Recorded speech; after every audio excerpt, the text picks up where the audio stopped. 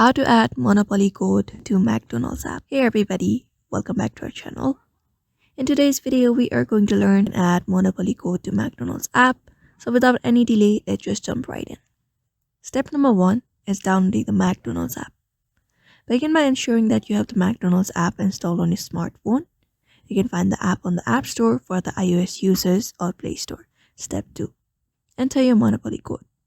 Look for the My M or My McDonald's section within the app's interface. In this section, look at the option to enter the codes manually and input your Monopoly code accurately into the designated field. And on step 3, you can just go ahead and redeem your code. After entering the code, click on Redeem.